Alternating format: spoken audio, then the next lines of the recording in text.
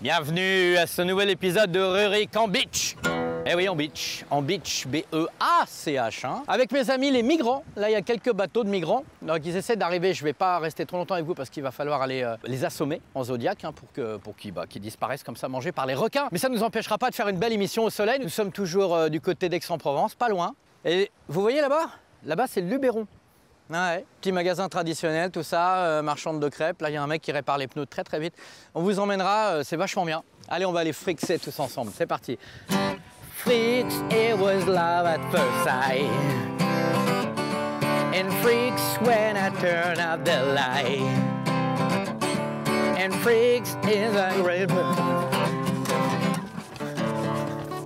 Voilà, nous sommes sur l'une des plages qui jouxte Aix-en Provence, à peu près à 450 km du centre-ville. La plage qu'on appelle la plage des squelettes, puisque ce sont que des gens de 188 ans minimum qui montrent leur sein. Et d'ailleurs, Emmanuel Solaire va le faire tout à l'heure, puisqu'il a un petit peu plus que 188 ans lui aussi. C'est Emmanuel Solaire aujourd'hui qui est derrière la caméra, on le salue. Emmanuel Solaire, le Emmanuel Solaire, que vous ne voyez que rarement à l'image. Alors vous me demandez s'il existe vraiment. Je me pose aussi cette question, je n'ai pas la réponse, voilà. Alors j'ai choisi pour vous une petite playlist, une petite catégorie sur la plateforme Frickson. Il y a des catégories comme ça, What the fuck, Hemoglobin, machin, histoire de vous y retrouver. Il faut savoir quand même, mais ça c'est normal, qu'il y a des films qu'on peut retrouver dans plusieurs catégories, parce qu'ils ne sont pas tous dans une case, ils ont un petit peu de ci, un peu de ça. Donc des fois, il y a des serpents, des tunnels, des labyrinthes, des trucs comme ça, tu vois. Alors thriller, c'est une catégorie qui regroupe des thrillers. Et dans thriller, il y a des trucs incroyables. Craven et Moorhead qui ont fait The Endless.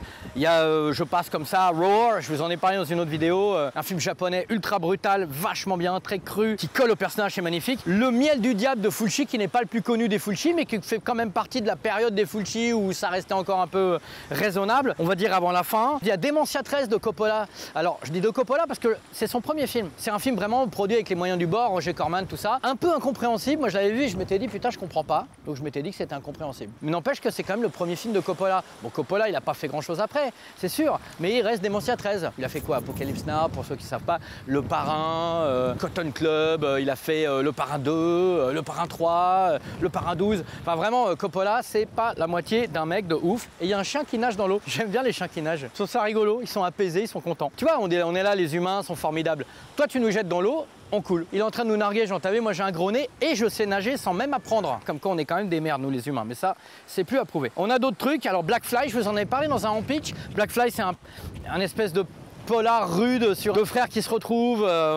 Un film d'homme mais brutal, c'est cool, ça fait partie de ces films qu'on trouve sur Frickson, puisque je vous en parle souvent, mais ça vaut le coup de le redire. Il n'y a pas que des évidences, c'est-à-dire que tu vas sortir un vieux Dario, un vieux Lucio, un vieux Lamberto. C'est important de les voir, ça fait partie de l'histoire et c'est toujours et souvent incroyable. Mais ce qui est important aussi, c'est d'avancer dans le présent et d'aller diguer, comme ils disent les Parisiens hipsters, diguer les nouvelles œuvres dont on parle peu, de présenter des films que personne ne voit, qui passent complètement sous le radar, des films d'aujourd'hui, et il y en a plein, surtout dans cette époque, la nôtre, qui est extrêmement portée sur la nostalgie. L'une des séries qui cartonne le plus en ce moment, c'est Stranger Things, épisode 42. Qu'est-ce que c'est Stranger Things, à part une série qui surfe sur la musique des années 80, l'esthétique des années 80, les petites bandes de gamins des années 80. Donc on est dans cette espèce de nostalgie incroyable. Donc forcément, tu pousses le truc au bout, et ça veut dire quoi? Ça veut dire qu'on s'intéresse plus au présent. Par exemple, on fête sans arrêt les anniversaires des morts. S'il y a bien quelqu'un qui en a rien à foutre, c'est le mort. Ou alors, à chaque fois qu'il y a une sommité du cinéma qui meurt, on dit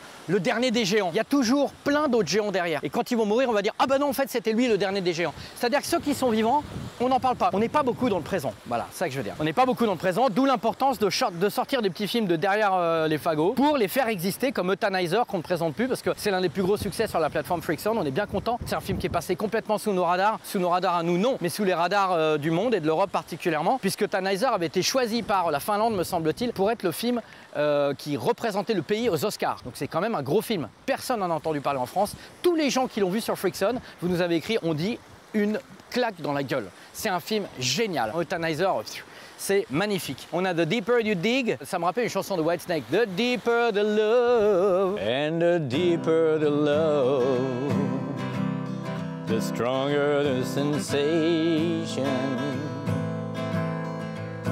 and the stronger. Jean-Louis nous a quittés Jean-Louis était un grand, Jean-Louis nous a rappelé à quel point un jour nous avons été jeunes nous aussi, donc on s'accroche forcément au souvenir de Jean-Louis. Jean-Louis était le dernier des géants.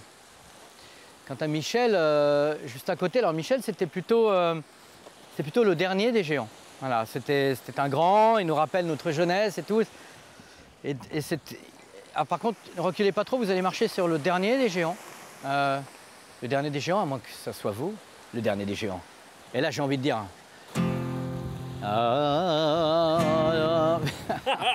J'ai pas retrouvé la tonalité. Alors avant de commencer à tripoter comme ça du doigt, de tous les doigts, un film culte, je m'empresse de vous dire qu'ici, ce dessin, ces loups, cette neige, c'est Boutin Design.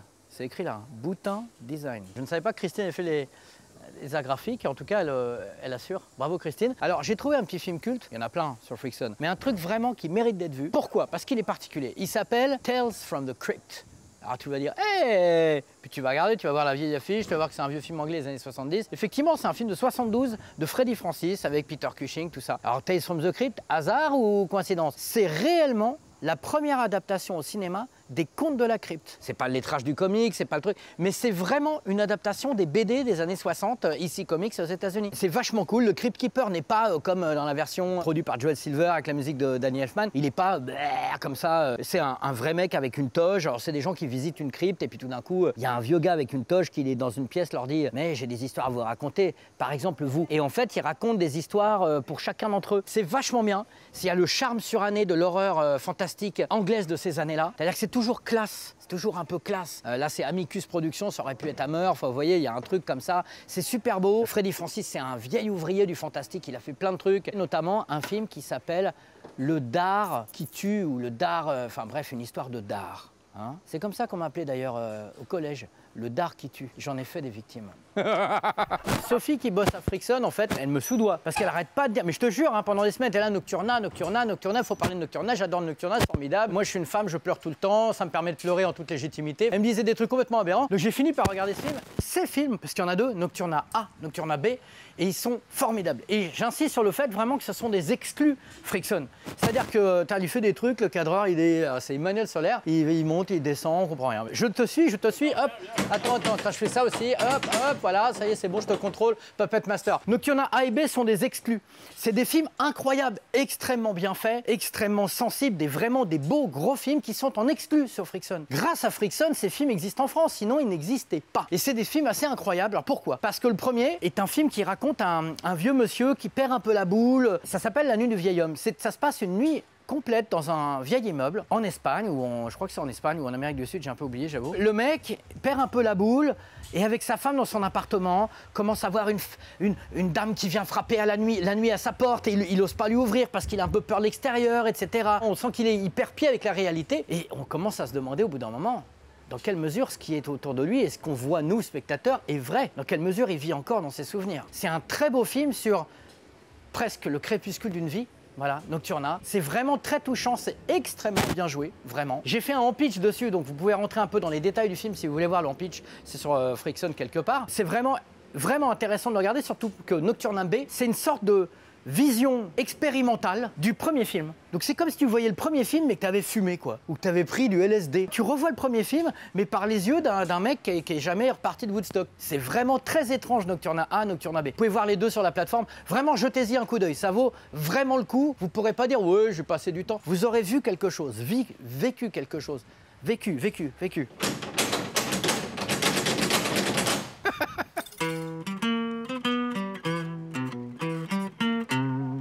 Voilà, se termine ce Rurik en beach. Dernier Rurik en beach de l'été quand même. Comme quoi on peut être à la fois sur la beach, dans la beach et sur Freakson. Il y a plein de trucs à regarder. Regarde un petit peu, hein, avec Ghislaine et avec, il y a qui d'autre? Et avec Robert, on l'appelle Monocouille. Tu sais qu'il y a un personnage dans Rue Barbare qui s'appelle vraiment Monocouille, c'est Christian Roth, qu'on salue. Et Christian Roth, voilà, excellent acteur, excellent personnage, Rue Barbare, film formidable. Merci les gars, merci les filles, tranquille, et on continue.